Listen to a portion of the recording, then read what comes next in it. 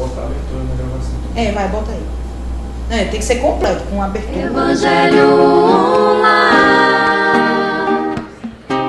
traz alegria, equilíbrio e paz, sabedoria, fortifica os laços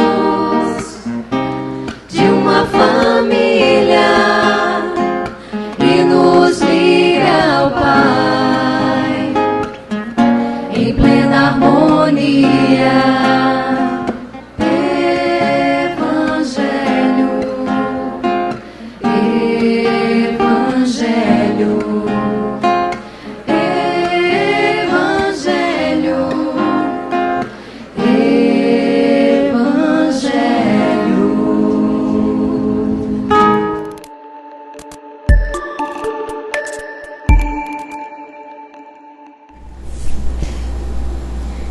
Olá, boa noite, eu sou Fernanda Lima, estamos em mais um Evangelho Online Jovem, com o tema O Jovem e os Conflitos da Vida. Agradecemos a todos que estão nos acompanhando pela Rede Amigo Espírita, pela TVC e pela Rádio Fraternidade. Nós estamos com a Mocidade do Diogo de Vasconcelos, um centro espírita aqui da cidade de João Pessoa, Paraíba. Então nós vamos conhecer, né, as nossas queridas que estão aqui na nossa discussão de hoje. A Juliana, boa noite. Milena, Boa noite. Shirlânia, Boa noite. Júlia, boa noite. E a nossa irmã Fernanda. Boa nós noite. Vamos trabalhar o tema O Jovem e os Conflitos da Vida. Então aproveite esses momentos para chamar os seus amigos, compartilhe nas redes sociais. Vamos iniciar mais um evangelho, né, e nós vamos trabalhar dentro desse evangelho duas passagens de Mateus e também trazendo a experiência do jovem dentro desse tema tão complexo que são os conflitos da vida. Para iniciar o nosso evangelho, nós vamos solicitar que a nossa irmã Shirlânia faça a nossa prece de abertura. Vamos fechar nossos olhos, elevar o pensamento ao Cristo, te agradecer, Senhor, por este momento, essa oportunidade de estar aqui presente, de poder estar aprendendo mais, que assim seja. Graças a Deus. Então nós agradecemos a presença de todas vocês, né? Nós já estivemos juntos em outros momentos do Evangelho Jovem e graças a Deus estamos tendo essa oportunidade de reviver essa emoção de estudar junto com você, querido internauta, o Evangelho segundo o Espiritismo numa nova roupagem, que é a visão do jovem. Então, para dar início ao nosso estudo, eu gostaria de deixar esse espaço em aberto para que vocês pudessem trazer a primeira mensagem, né, assim, as considerações de vocês para a abertura dessa discussão, o tema O Jovem e os Conflitos da Vida. Quem é que se habilita? Eu penso que esse tema, falando dos conflitos da vida, eles acontecem, obviamente, em todas as fases, desde a infância, quando tudo é experimentação, aí vem a juventude, a fase adulta, mas eu acho que na juventude, cada um está buscando ser o que realmente é. Então aí vem o que eu estou descobrindo em mim mesma. E os conflitos, eles passam a ter mais peso. Porque como eu estou buscando seguir com os meus próprios passos, os conflitos passam a ser só para mim. E eu acho que uma coisa que marca a juventude, não é no geral, mas é a prepotência. Entendo. Porque como eu estou buscando, como eu já falei, ser em si o que eu sou, às vezes vem uma vontade grande de já querer saber das coisas, de já querer agir como eu penso que é, de já querer ter a rédea da minha própria vida. Exato. Então, a prepotência, ela marca o querer, de alguma maneira, resolver esses conflitos. Que às vezes eles passam a ser o egoísmo, o orgulho, que marcam também a vida do jovem. Então, a importância do estudo espírita também vale para que se siga no caminho melhor. Nessa parte dos conflitos existenciais do jovem na doutrina. E a doutrina espírita, né, ela nos traz a questão da reencarnação E nós sabemos que nós já temos alguma bagagem que nós conquistamos em encarnações anteriores. Mas eu acho que as bagagens às vezes se chocam, né? Quer dizer, aqueles conhecimentos que nós já trazemos, com essas experiências que nós estamos vivendo hoje, traz um turbilhão de emoções, né? Que de repente na juventude tudo explode. A criança, a gente tem aquela ideia da inocência, quando ela sofre algum problema ela tem mais facilidade de perdoar, mas realmente na adolescência a gente vê que como as emoções estão mais fortes, fica mais complicado gerenciar, né? A questão das emoções. Vocês gostariam de comentar alguma coisa aqui? Eu acho que não só de mim, mas também vem da sociedade também, que como é que eu digo, na juventude a pressão é bem maior do que quando na infância. Entendo. Porque na juventude você está buscando aquilo que você quer ser, vem a pressão dos pais, de escola, até mesmo dos amigos ali. Eu acho que a pressão é bem maior na juventude. Então, como é que vocês, e nós, todos nós, podemos entender, primeiro a questão da mudança, né? Como ela falou, a gente tem uma estrutura na infância, nós estamos acostumados à nossa rotina infantil, brincar, tem a questão do lúdico, né? Da musicalidade, e de repente a mudança para a adolescência tem a mudança corporal. Como é que o jovem espírita lida com essa mudança do corpo físico, né? Que é esse presente que nós ganhamos dos nossos pais? Eu acho assim que o momento da mudança do corpo em si é o momento para o jovem, o momento mais marcante. Porque, eu vou falar por mim, foi mudanças bruscas. Não teve, pra mim eu notei como brusco. Porque eu ainda era muito nova, eu tinha acho que 10 anos. E pelo meu tamanho eu já era bem, as pessoas já me davam 10 anos. Ah, sim. Aí, consequentemente, vinham os estereótipos. Ah, você já é uma mocinha. Isso, Você não pode fazer tal coisa, você não pode correr na rua, você não pode sentar de perna aberta. Eu entendo, eu já vivi isso também. E pra mim, essa fase foi bem pesada mesmo, porque foi bem conflito. Foi totalmente uma mudança. Sair do estado moleca para crescer assim, rapidamente.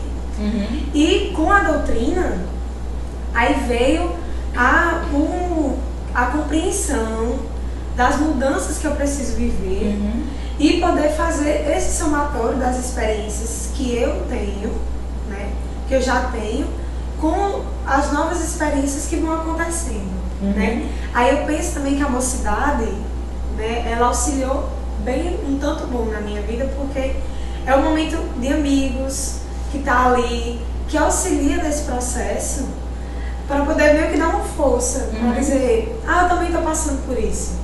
Né? E tem alguns conflitos que o jovem espírito vivencia. Nossa, com certeza. Né? E com a mocidade, esses conflitos são suavizados. Legal. E aí vocês poderiam trazer pra gente algum fato da vida de vocês dentro da mocidade espírita que vem ilustrar justamente o que a nossa irmã Milena trouxe pra gente? Eu acho que essa mudança do corpo pesa mais nas mulheres. E assim, no meio escolar, eu sempre fui mais afastada assim, de um grupo. E com essas mudanças também no corpo, aí foi que foi afastando mais. E eu me senti realmente acolhida naquele meio espírita, naquela mocidade. Na mocidade, ótimo. Foi bastante bom estar ali naquele grupo. Que bom. E graças a Deus que a gente tem esse recurso, né, da evangelização infanto-juvenil, onde nós podemos nos encontrar com pessoas que têm um pensamento não igual, mas próximo ao nosso, ou pelo menos quando existe uma divergência, mas é uma divergência saudável, né, que é o que é trabalhado na... Eu compreendo também que o Espiritismo, ele vem trazendo a missão de sair dos tabus, né, da sociedade, do que é imposto como certo, como correto, porque foi na mocidade espírita, pela primeira vez, que eu pude ouvir falar sobre o corpo, sobre as mudanças na vida de um jovem, com naturalidade, né? E o como isso é importante na vida de um jovem. De poder falar abertamente sobre o que está acontecendo, sem o taxamento, não, isso é certo, isso é errado, isso não é. Eu entendo. Então penso eu que o Espiritismo também tem mais dessa vontade. né? A mocidade permite, né? E também na mocidade a gente treina cantar, né? A gente faz treina oratória, a gente aprende a falar. Eu tenho isso muito na minha memória. Quando eu passei pela juventude espírita, eu aprendi a tocar violão, eu aprendi a fazer palestra, e tudo isso ajuda, né, no nosso trabalho. Então, gente, nós estamos trabalhando agora a parte do convívio com outros jovens que pensam semelhante a nós. E na família, como é que é essa questão do jovem espírita que sabe que está evoluindo, que sabe que está naquele núcleo familiar por um propósito, mas como é que é esse turbilhão de emoções na família? Eu penso que no meio espírita é muito comum se ouvir que somos todos irmãos. Somos todos irmãos, fazemos parte de uma família universal e tudo mais. E o que é certo, é correto de se falar, realmente somos. Mas o maior aprendizado é o núcleo familiar. Porque se eu estou presente em um lar, que eu estou com um irmão, que eu estou com o irmão, com o pai, com a mãe, que eu de qualquer maneira tenho alguma situação conflituosa, não é por acaso, é com ele, em primeiro lugar, que eu tenho que consertar.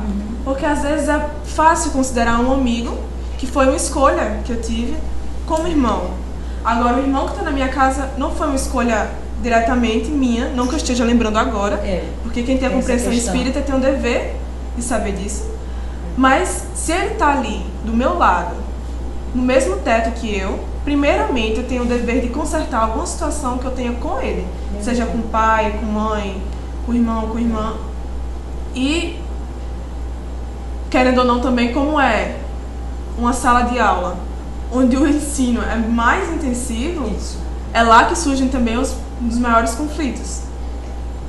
Que aumenta o número de horas de convivência, né? Então penso sempre... assim, o vínculo é mais forte. Penso assim. A energia é bem forte. Assim, na minha história, que eu sinto, né? Que em alguns momentos eu já fugi muito, né? De algumas situações. E sempre as poucas oportunidades que eu tive de sair da minha casa, ou ir para o centro espírita, ou ir para a atividade da mocidade espírita, ir para algum lugar. E assim, como assim? Vamos dizer, teve alguma situação na minha casa. Aí eu disse, eu vou para a mocidade, tudo bem. Eu recebi um amparo, realmente, na mocidade. Recebi o fortalecimento, mas sempre lá na mocidade, ou nos movimentos, quando a gente estava, eu sempre ouvia, vá e continue. Vá, que o seu trabalho também é lá. Exatamente. Né? Um momento da minha história eu ouvi assim, que o espírito que vem com consciência de missão, tudo que ele faz é com pensamento missionário. Então assim, tudo. Então se ele sorri, tem um objetivo. O sorriso dele é com o propósito de servir. Se ele tá ali onde ele tá buscando estar presente. Trazendo a presença, o meu endereço, Milena, de poder estar onde eu estou. Se eu estou em casa, eu estou em casa. Se eu estou na cidade, eu estou na cidade. Seguindo o caminho da retidão, né? Onde eu, pela retidão da consciência, poder estar vibrando a luz do Cristo. Muito bem. E eu gostaria também de ouvir as nossas queridas aqui desse lado, né? A Shirlane, a Júlia e a Fernanda, sobre essa questão do convívio da família, esse conhecimento que o Espiritismo nos traz de como trabalhar os conflitos dentro da família. Eu gostaria de ouvir vocês agora. É assim, eu já nasci no meu espírita, então foi bem mais fácil, dizendo assim. Mas sempre tem os conflitos com os pais, de querer sempre, sei lá, fazer alguma coisa e receber um não também. Para o jovem é muito difícil receber um não dos pais. Eu acho que não só para o jovem, gente, mas para todo ser humano é complicado receber não. De querer uma coisa e receber aquele não e ficar com malcriação, às vezes grita, mas por ter essa compreensão já dentro de casa do espiritismo, eu penso que é mais fácil. Legal. Todos já serem espíritas do que alguém que esteja sozinho ali. Dá para compreender melhor, né? E eu vejo que dentro de casa são os maiores aprendizados e que levam para a vida toda. Por exemplo, quando a gente leva um não, a gente fica assim chateado, mas no final a gente vê que os pais sempre estão certos. Eu entendo. E eu acho que esse é um dos maiores aprendizados, que vem dentro de casa mesmo. E aí, nossa querida? Assim, falando da minha experiência, eu não nasci em berço espírita. Meus pais sempre foram católicos e eu sempre queria buscar ter essa compreensão de espírita, sempre tive curiosidade, essas coisas. E quando eu decidi, meus pais não me apoiaram. Acontece. Mas eu procurei e sempre tinha aqueles conflitos de quando eu chegava em casa, eu pedia pra sair, não, aqueles não, como as meninas falaram. Mas eu busquei e eu comecei a compreender eles que se eu tô passando por isso, eu tenho que ter a consciência de por que eu estou passando. Eu comecei a examinar e com a doutrina, eu tendo aula de mocidade, vem vindo a compreensão. E hoje em dia eu já compreendo porque o não deles.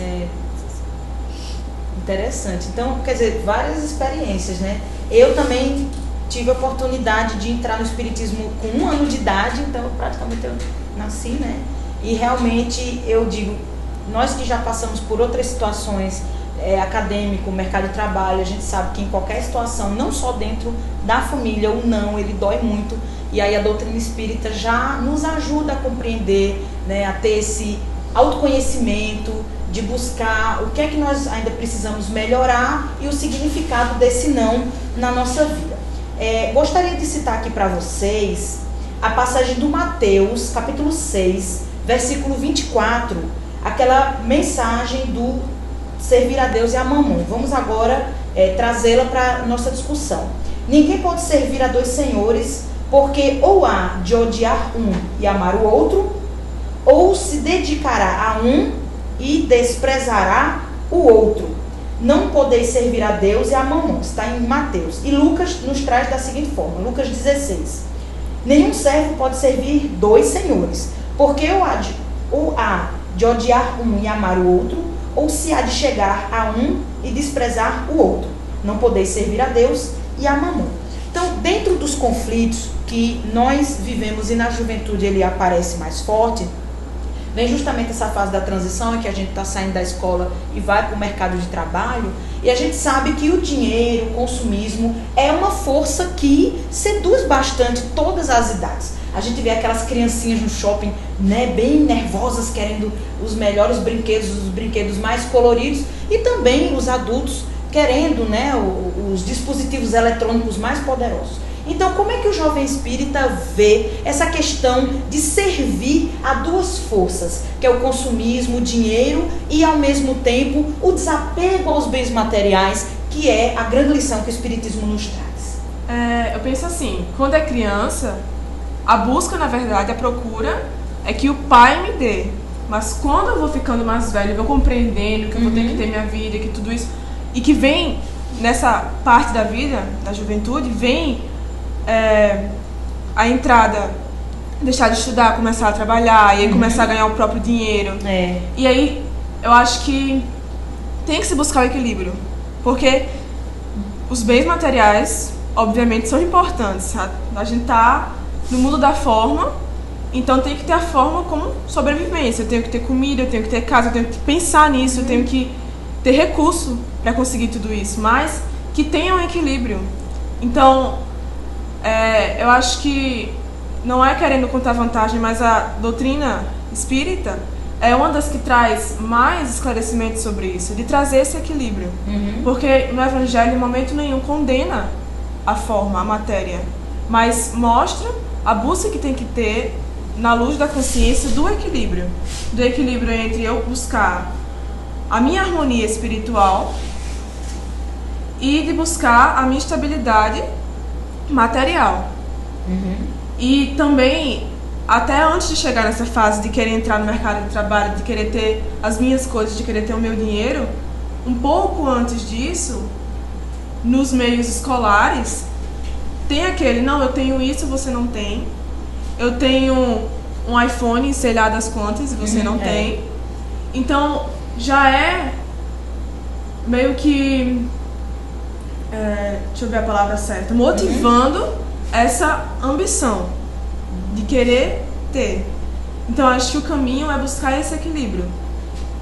Não dá para servir a Deus e a Mamon, mas eu servindo a Deus, eu nessa compreensão, eu consigo esse equilíbrio da forma e da minha harmonia espiritual. Legal. E aí, pessoal? Eu penso que é vendo o que é prioridade, porque quando você é criança, você vê é mais chamativo aqueles brinquedos e seus amigos têm, você quer ter também. Quando você vai crescendo, você tendo seu dinheiro, você tem que ver o que realmente é prioridade naquele momento.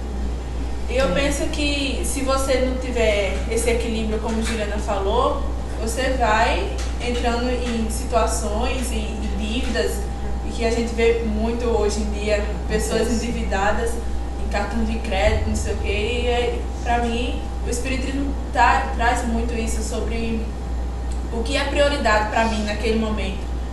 Se é ter um celular bom ou um celular realmente que faça ligações para pessoas sem ter muito recurso. Eu acho que é isso. Legal.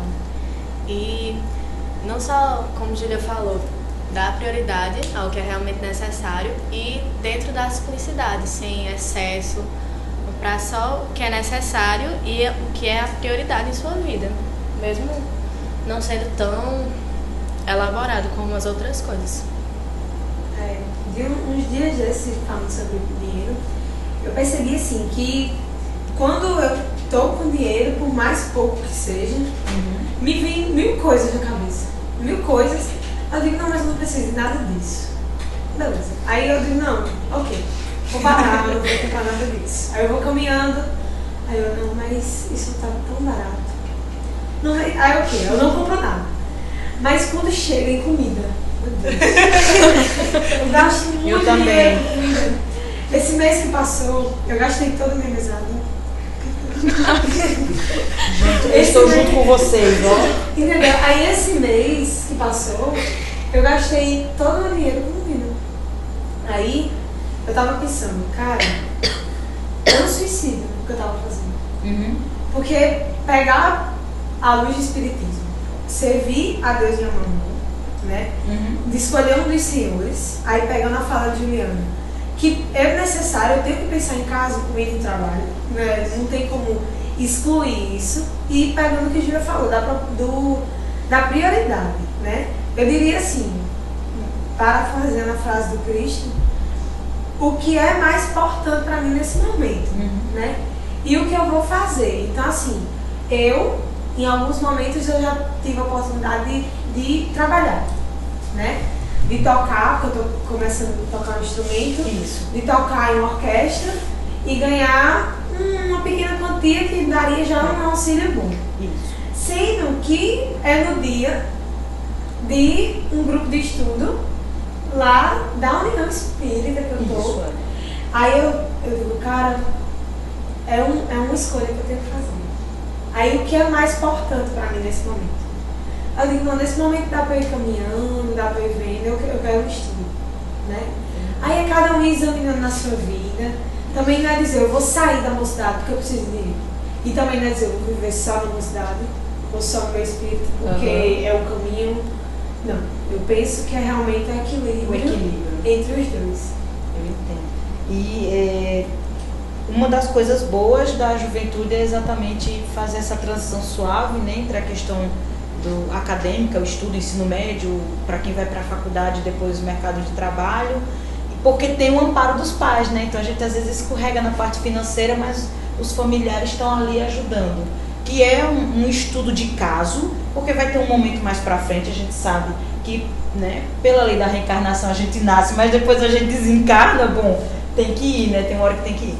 E aí nós devemos realmente já estar habilitados para cuidar bem dos nossos recursos materiais. Claro que cada caso é um caso e às vezes acontece da gente escorregar e ficar devendo. Gente, isso é totalmente humano, né? No nosso mundo de expiações e provas isso é bem comum.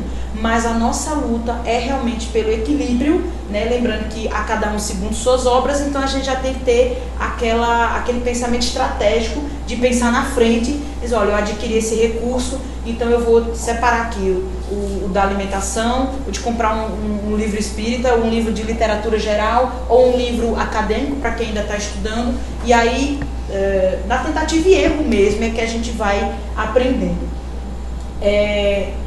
Outra coisa que eu vejo muito na juventude é a questão das ideologias de uma forma geral. Cada um de nós já vem trazendo pensamentos, opiniões, mas agora com as redes sociais nós estamos muito suscetíveis aos pensamentos dos outros. Então a gente lê uma coisa, por exemplo, no Facebook, e aí nós devemos ver, nossa, qual é a minha opinião em relação a isso? Né? E é uma confusão, porque cada amigo que traz uma informação diferente, são fotos diferentes na nossa frente para curtir, para compartilhar, e aí são questões conflituosas, como nós estamos vivendo na atualidade a questão da faixa de Gaza, Israel, por exemplo, que a gente se emociona com aquelas fotos. Então como é que o jovem espírita ele pode se posicionar em relação às ideologias de uma forma geral, isto é, os pensamentos divergentes, diferentes que existem dentro de um mesmo grupo de amizade, né? Como essa coisa de discordar de um amigo, mas não ferir o coração desse amigo, né? De se posicionar, olha, eu sou espírita, então eu vou escolher essa conduta para mim, que às vezes é uma conduta que as outras pessoas não aceitam. Como é que a gente pode enxergar isso à luz da juventude? Assim, eu acho que é uma coisa que eu fico pensando, toda vez que eu entro no Facebook, eu chego lá, não é o meu caso, mas eu chego lá, 2.000 amigos. Minha gente, dali 50 são meus amigos. Os outros são pessoas que eu encontrei na rua, são pessoas que eu tive alguma vivência um dia na minha vida e estão lá com o nome de amigos. E assim, é comum, não, a mídia controla, a mídia, só que a mídia do Facebook é cada um. Sou eu que estou postando ali, sou eu que estou compartilhando, sou eu que estou curtindo, então é uma manipulação inconsciente que todo mundo faz. Então é muito fácil ter divergência de opinião. E é nessa hora que eu tenho que entrar na compreensão. Não, eu tô aqui, é uma rede social, certo? Não é algo sério, é uma rede social. Não posso levar aquilo como uma ideologia firme na minha vida. É uma rede social, vão aparecer muitas opiniões aqui, eu vou ter que maneirar na minha, eu vou expressar a minha. E se alguém gostou, ótimo. Se não gostou, eu não posso fazer nada. Manter a calma, né? Tem gente que leva pro lado pessoal. Não é aí tomar aquilo como chão. Eu tenho a minha ideologia na minha cabeça, certo? E nas minhas atitudes, eu expressar ela no meu agir e, consequentemente, no que eu comentar, no que eu compartilhar numa rede social. Eu entendo. Legal. Eu vejo que as redes sociais mexem muito com os jovens de hoje em dia, realmente. E, assim, muitas vezes eu já vi casos de amigas minhas compartilharem coisas desinteressantes, espíritas também, de outras religiões, de compartilhar coisas que não tem cabimento, não tem... Que não acrescenta, né? Não faz a pessoa não crescer. É bom. E ela não queria compartilhar aquilo. Compartilha por influência. Minha amiga compartilhou, vou compartilhar. Então, eu vejo que a gente tem que observar o que a gente está compartilhando. O pensamento da gente não está também pela cabeça dos outros, porque compartilhou aquilo. Não, todo mundo está compartilhando, eu vou compartilhar. Todo mundo tem 50 amigos. Eu quero também. Também não é assim, a gente tem que observar quem, como Juliana falou, quem é amigo e quem não é amigo. Isso não é importante ter 1000 pessoas, né, amigos, se você não fala com nem a metade.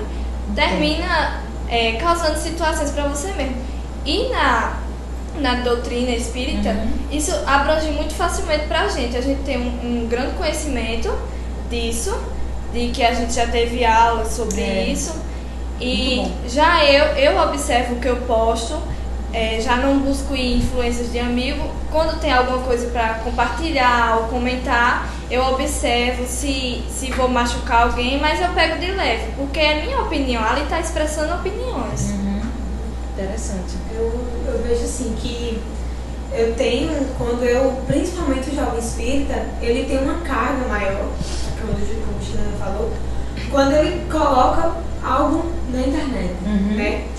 E pegando assim o link, pra mim, né, na minha experiência, é um exercício ver algumas coisas na internet e dizer, meu Deus.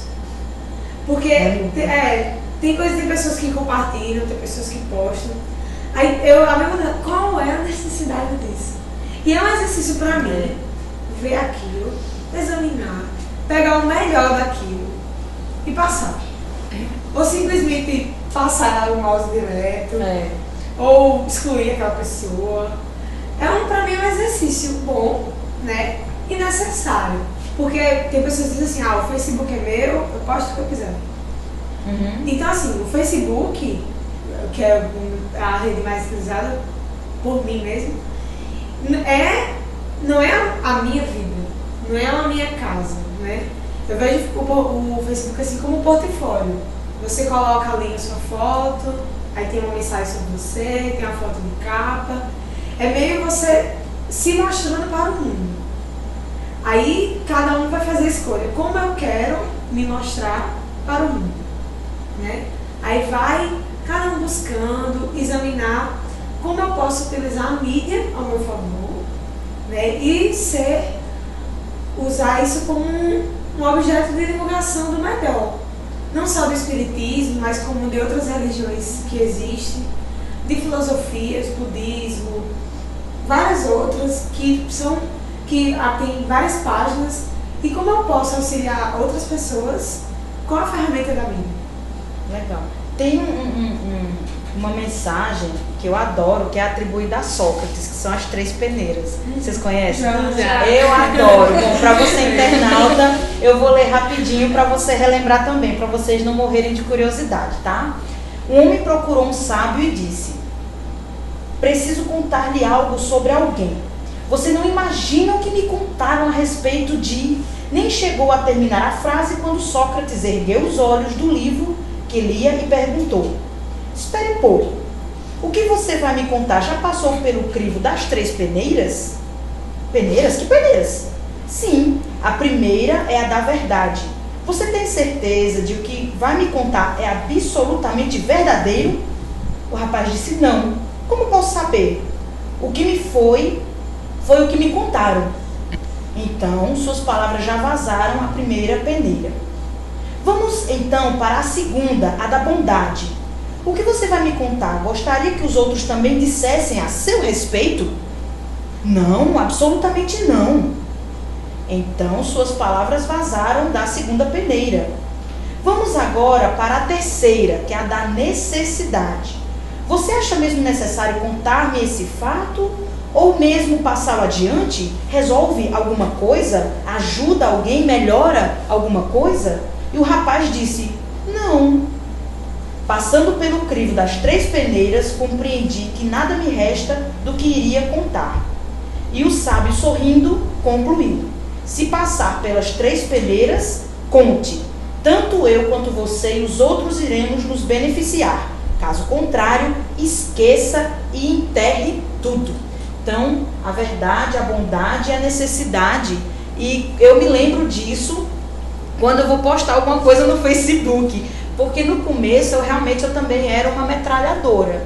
Eu postava muita coisa e fazia como você falou. Eu replicava muita coisa que os meus amigos falavam sem ter um senso crítico. Mas através das palestras espíritas, dos eventos espíritas para jovem, eu me toquei da besteira que eu estava fazendo e comecei a trabalhar em cima desse texto atribuído a Sócrates, nessa passagem, e comecei a ter mais um senso crítico e priorizar no meu Facebook as mensagens espíritas, as divulgações espíritas, né? E também porque, para nós que vamos para o mercado de trabalho, as redes sociais são vistas pelos recrutadores. Então, eles percebem o que é que nós estamos postando lá. Se nós temos realmente um trabalho sério, se nós somos pessoas sérias, ou se a gente vive dessas emoções, dessas fofocas que acontecem. E isso também influencia no recrutamento no mercado de trabalho. Então, o jovem, ele precisa prestar atenção nisso. E eu fico muito feliz de vocês terem esse senso crítico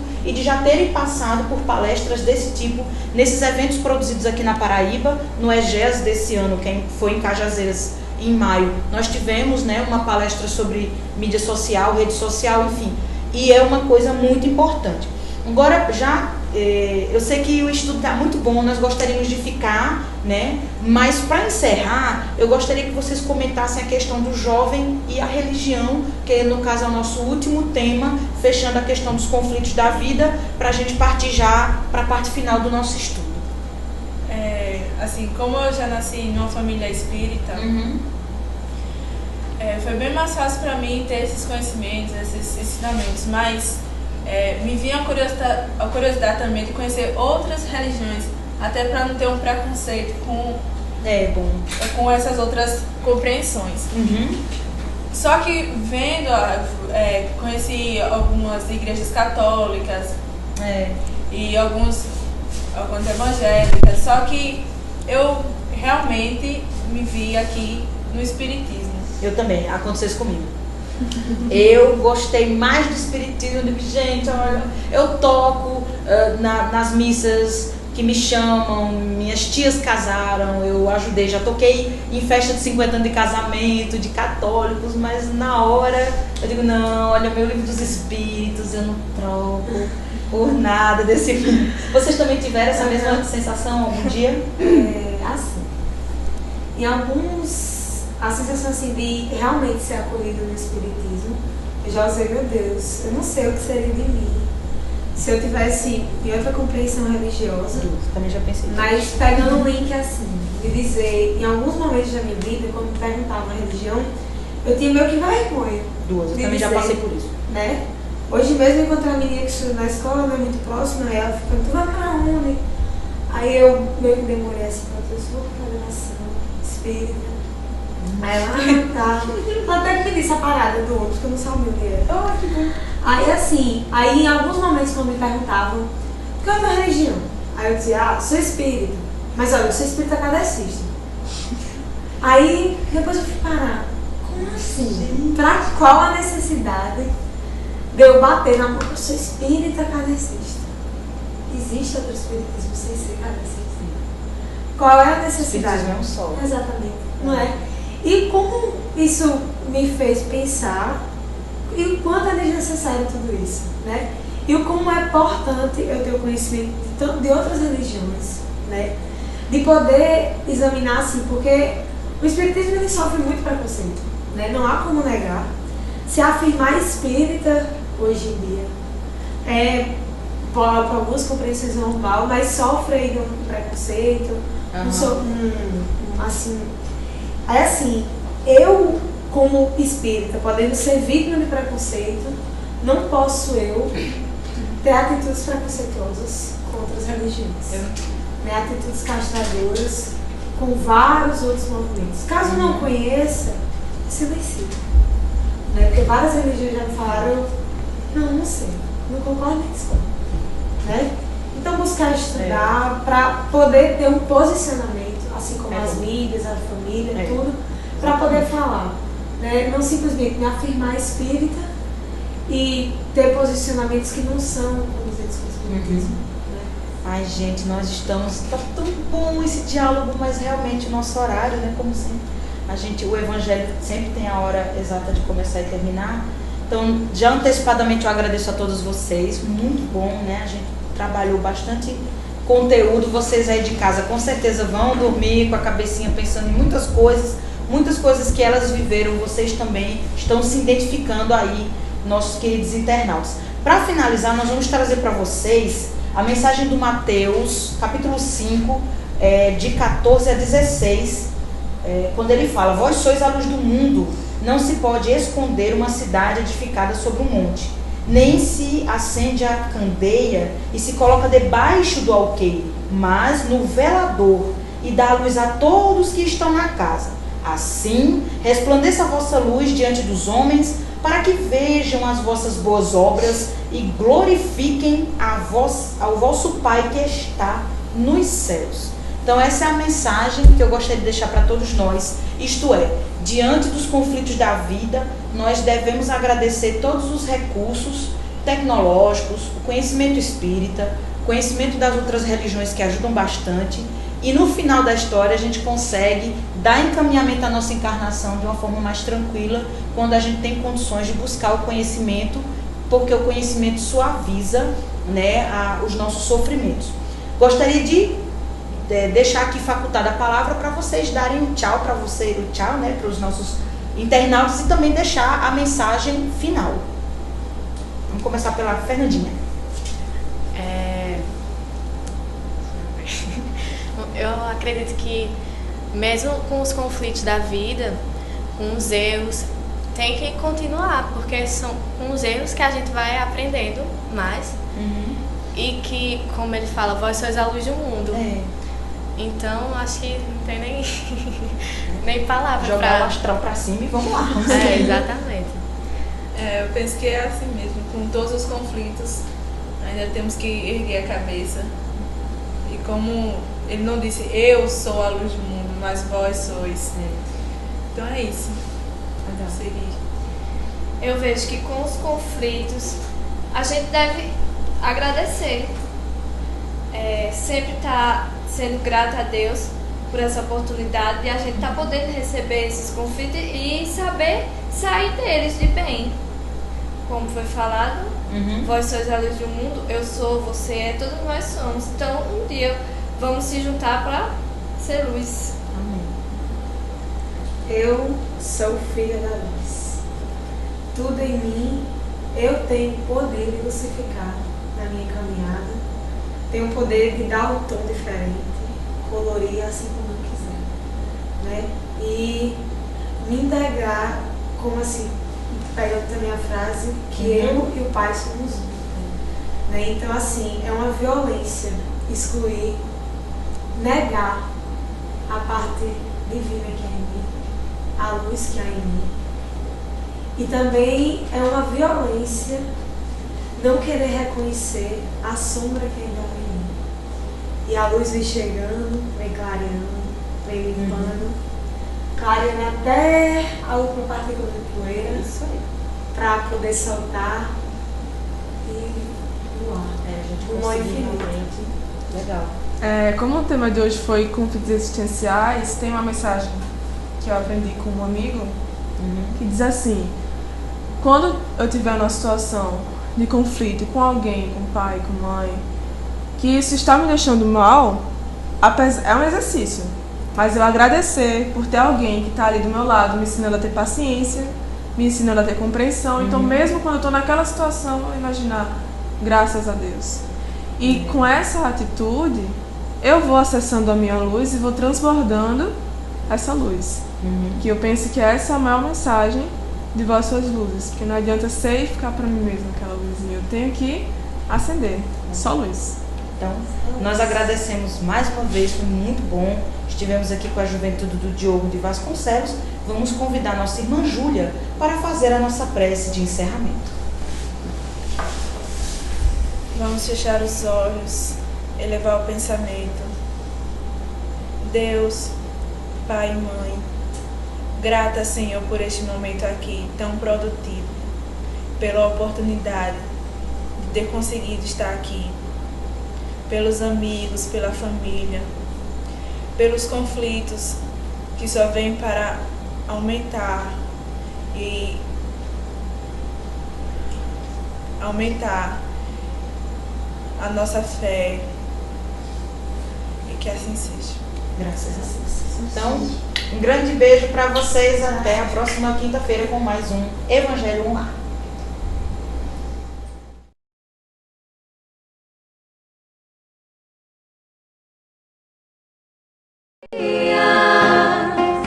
Equilíbrio e paz, sabedoria fortifica os laços.